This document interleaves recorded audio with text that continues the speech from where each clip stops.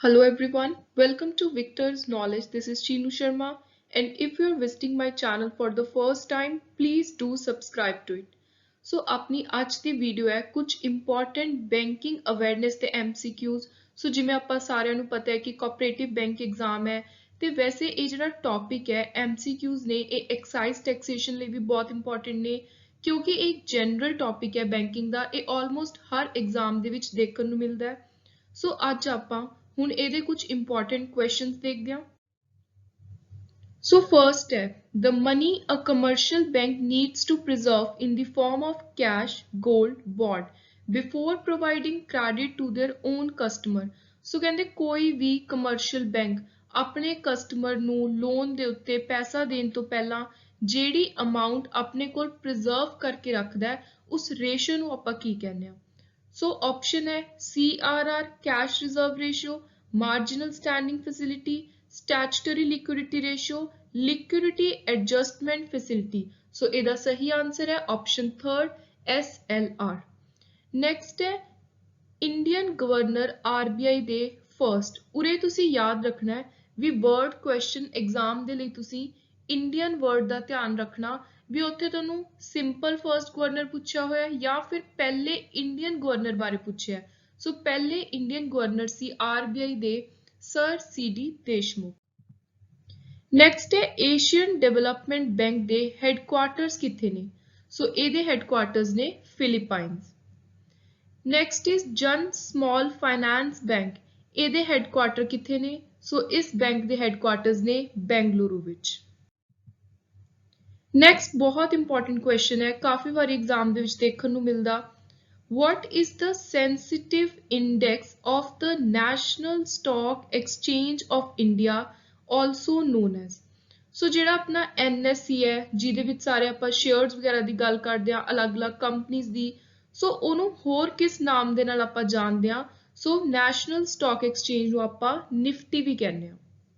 Next is dash are terminals that allow authorized user typically by using a card to access a range of service such as cash withdrawal, balance inquiry, transfer of fund, acceptance of deposit। ਸੋ ਇੱਦਾਂ ਦੀਆਂ ਬਹੁਤ ਸਾਰੀਆਂ ਜਿਹੜੀਆਂ facilities ਨੇ services ਨੇ ਸਿਰਫ ਇੱਕ card ਦੀ ਮਦਦ ਦੇ ਨਾਲ ਤੁਸੀਂ ਕਿਹੜੇ ਟਰਮੀਨਲ ਦੇ ਵਿੱਚੋਂ ਯੂਜ਼ ਕਰਦੇ ਹੋ। ਸੋ ਇਹਦਾ ਰਾਈਟ ਆਨਸਰ ਹੈ ATM। ਸੋ ਤੁਸੀਂ ATM ਦੇ ਵਿੱਚ ਜਾਂਦੇ ਹੋ ਉੱਥੇ ਤੁਸੀਂ ਇਹ ਅੱਜਕੱਲ ਸਾਰੀਆਂ ਫੈਸਿਲਿਟੀਜ਼ ਅਵੇਲ ਕਰ ਸਕਦੇ ਹੋ। Next is dash is the apex body। Apex ਦਾ ਮਤਲਬ ਹੁੰਦਾ ਹੈ top most. Responsible for the development of micro small medium enterprise sector MSME sector। ਇਹ ਅੱਜਕੱਲ ਬਹੁਤ ਜ਼ਿਆਦਾ ਕਰੰਟ ਅਫੇਅਰ ਦੇ ਵਿੱਚ ਵੀ ਰਹਿ ਰਿਹਾ ਹੈ, ਸੋ ਐਗਜ਼ਾਮ ਦੇ ਲਈ ਕਾਫੀ ਇੰਪੋਰਟੈਂਟ ਹੈ। ਸੋ MSME ਸੈਕਟਰ ਦੇ ਲਈ ਜਿਹੜੀਆਂ ਛੋਟੀਆਂ ਲੈਵਲ ਦੀਆਂ ਐਂਟਰਪ੍ਰਾਈਜ਼ਸ ਨੇ ਉਹਨਾਂ ਦੀ ਡਿਵੈਲਪਮੈਂਟ ਉਸ ਚੀਜ਼ ਦੇ ਲਈ ਕਿਹੜੀ ਸਭ ਤੋਂ ਜ਼ਿਆਦਾ ਟੌਪ ਬਾਡੀ ਹੈ ਜੋ ਰਿਸਪੌਂਸਿਬਿਲਿਟੀ ਸਮਝਦੀ ਹੈ ਕਿ ਮੈਂ ਜਿਹੜਾ ਮੀਡੀਅਮ ਸਮਾਲ ਸਕੇਲ ਇੰਡਸਟਰੀਜ਼ ਨੇ ਉਹਨਾਂ ਦੀ ਡਿਵੈਲਪਮੈਂਟ ਕਰਨੀ ਹੈ, ਉਹਨਾਂ ਦੀ ਫਾਈਨੈਂਸ਼ੀਅਲ ਹੈਲਪ ਕਰਨੀ ਹੈ। ਸੋ ਇਹਦੇ ਲਈ ਜਿਹੜੀ ਬਾਡੀ ਹੈ ਉਹਦਾ ਨਾਮ ਹੈ SIDBI। Next is RBI uses which of the following system for liquidity management framework। So liquidity management ਦੇ ਲਈ RBI ਵਰਤਦੀ ਹੈ corridor system। Which of the following is not a wholly owned subsidiary of RBI? ਸੋ ਇਹਦਾ answer ਹੈ NPCI। Next ਬਹੁਤ important question ਹੈ specially ਜਿਹੜੇ students cooperative bank exam ਦੀ ਤਿਆਰੀ ਕਰ ਰਹੇ ਨੇ।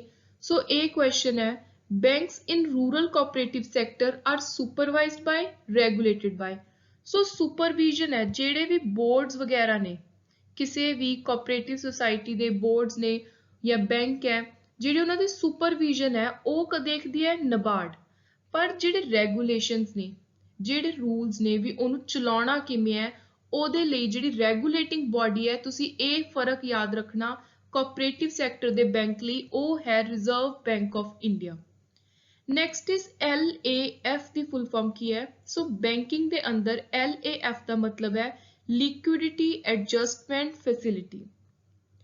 A company will not be called an NBFC if its principal business। ਸੋ ਕਹਿੰਦੇ ਇਹਨਾਂ ਦੇ ਵਿੱਚੋਂ ਕਿਹੜੀ ਇਹ ਜੀ ਸੈਕਟਰ ਹੈ ਜਾਂ ਫਿਰ ਕੰਪਨੀ ਹੈ ਜਿਹਨੂੰ ਆਪਾਂ NBFC ਨਹੀਂ ਕਹਾਂਗੇ। ਸੋ ਉਹ ਹੈ ਐਗਰੀਕਲਚਰ। ਬਾਕੀ ਇਹ ਸਾਰੀਆਂ NBFC ਦੇ ਅੰਡਰ ਆਉਂਦੀਆਂ। Who performs the work of Central KYC Record Registry in India? So Central KYC देखदी है CERSAI ਤੇ ਇਹਦੀ full form ਹੈ Central Registry of Securitization, Asset Reconstruction and Security Interest of India। So ਇਹ ਬਹੁਤ important full form ਹੈ, ਤੁਹਾਨੂੰ ਯਾਦ ਹੋਣੀ ਚਾਹੀਦੀ ਹੈ exam ਲਈ। ਨੈਕਸਟ ਕੁਐਸਚਨ ਹੈ ਵੀ ਜਿਹੜਾ ਗੋਲਡ ਮੋਨੇਟਾਈਜੇਸ਼ਨ ਸਕੀਮ ਹੈ 2015 ਦੀ, ਉਹਦੇ ਅਨੁਸਾਰ ਮਿਨੀਮਮ ਗੋਲਡ ਕਿੰਨਾ ਡਿਪੋਜ਼ਿਟ ਕਰਨਾ ਹੈ? ਸੋ ਇਹਦਾ ਰਾਈਟ ਆਨਸਰ ਹੈ 30 ਗ੍ਰਾਮ।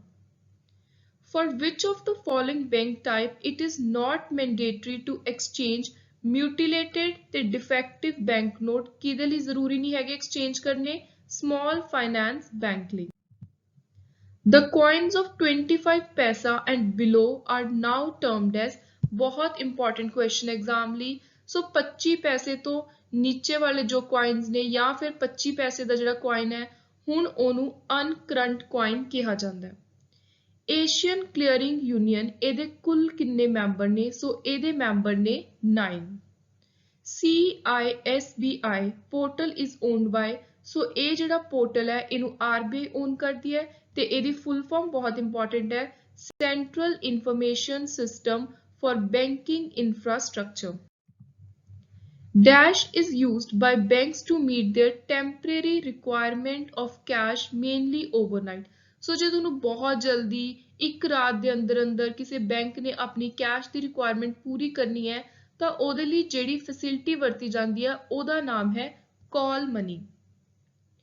ਜਿਹੜੇ ਨੈਕਸਟ ਕੁਐਸਚਨ ਹੈ ਇਹ ਕਾਫੀ ਇੰਪੋਰਟੈਂਟ ਹੈ, ਕਈ ਵਾਰੀ ਤੁਸੀਂ ਦੇਖਿਆ ਹੋ ਐਗਜ਼ਾਮ ਦੇ ਵਿੱਚ ਕੁਐਸਚਨ ਆਉਂਦਾ ਵੀ ਇਕਨੋਮਿਕ ਸਰਵੇ ਕੌਣ ਪਾਸ ਕਰਦਾ ਹੈ ਜਾਂ ਫਿਰ ਸੈਂਸਸ ਕੌਣ ਤਿਆਰ ਕਰਦਾ। ਸੋ ਇਹ ਕੁਐਸਚਨ ਵੀ ਐਗਜ਼ਾਮ ਲਈ ਬਹੁਤ ਇੰਪੋਰਟੈਂਟ ਹੈ। Handbook of statistic on the Indian economy, so ਇਹ ਪਬਲਿਸ਼ ਕਿਹਦੇ ਦੁਆਰਾ ਕੀਤੀ ਜਾਂਦੀ ਹੈ ਤੇ ਇਹ ਹਰ ਸਾਲ ਐਨੂਅਲੀ ਪਬਲਿਸ਼ ਹੁੰਦੀ ਹੈ, ਇਹ ਵੀ ਯਾਦ ਰੱਖਣਾ।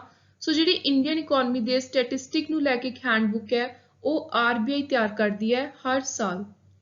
Next is dash is the value of a country's currency in term of foreign currency। So ਇਹਦਾ ਨਾਮ ਹੈ exchange rate। Who is the head of Financial Intelligence Unit India? So ਇਹਦੇ head ਹੈ finance minister। Dash is the phenomenon of financial institutions terminating business relationship with clients to avoid or manage risk। So ਇਹਦਾ answer ਹੈ de-risking। ਇਹ ਵਰਤੀ ਜਾਂਦੀ ਹੈ financial institutions ਦੇ ਦੁਆਰਾ। ਨੈਕਸਟ ਬਹੁਤ ਇੰਪੋਰਟੈਂਟ ਕੁਐਸਚਨ ਹੈ dash refers to money that leaves the country through various channel and make its way back into country often as foreign investment। ਸੋ ਆਪਣੇ ਹੀ ਦੇਸ਼ ਦਾ ਪੈਸਾ ਪਹਿਲਾਂ ਕਿਸੇ ਹੋਰ ਕੰਟਰੀ ਗਿਆ, ਉੱਥੋਂ ਘੁੰਮ ਕੇ ਵਾਪਿਸ ਆਪਣੇ ਦੇਸ਼ ਚ ਆ ਗਿਆ ਫੋਰਨ ਇਨਵੈਸਟਮੈਂਟ ਦੀ ਕਾਈਂਡ। ਸੋ ਇਹਨੂੰ ਆਪਾਂ ਕਹਿੰਦੇ ਆ ਰਾਉਂਡ ਟ੍ਰਿਪਿੰਗ। ਸੋ ਇਹ ਬਹੁਤ ਇੰਪੋਰਟੈਂਟ ਟਰਮ ਹੈ। Udyam registration certificate is related to registration of, ਆਪਾਂ ਨੇ ਇਹਦੇ ਨਾਲ ਰਿਲੇਟਡ ਪਹਿਲਾਂ ਇੱਕ ਕੁਐਸਚਨ ਦੇਖਿਆ ਹੈ ਸਿਡਬੀ ਵਾਲਾ। ਸੋ ਉਦਯਮ ਜਿਹੜਾ ਵਰਡ ਹੈ ਇਹ ਵਰਤਿਆ ਹੀ MSME ਲਈ ਜਾਂਦਾ। ਸੋ ਜਿਹੜਾ ਉਦਯਮ ਰਜਿਸਟ੍ਰੇਸ਼ਨ ਸਰਟੀਫਿਕੇਟ ਹੈ ਇਹ ਵਰਤਿਆ ਜਾਂਦਾ ਹੈ MSME ਦੀ ਰਜਿਸਟ੍ਰੇਸ਼ਨ ਲਈ। Next is capturing of live location of customer for KYC purpose is non as JIO tagging. ਮੁਨਫੀ ਦੇ ਵਿੱਚ M ਦਾ ਕੀ ਮਤਲਬ ਹੈ? ਸੋ M stands for monitoring ਤੇ ਮੁਨਫੀ ਦੀ ਫੁੱਲ ਫਾਰਮ ਹੈ monitoring universe of non-bank financial intermediation। RTGS India ਦੇ ਵਿੱਚ ਕਿਹੜੇ ਸਾਲ 'ਚ ਇੰਟਰੋਡਿਊਸ ਕੀਤਾ ਗਿਆ ਸੀ? ਸੋ ਇਹ ਕੀਤਾ ਸੀ 2004 ਵਿੱਚ।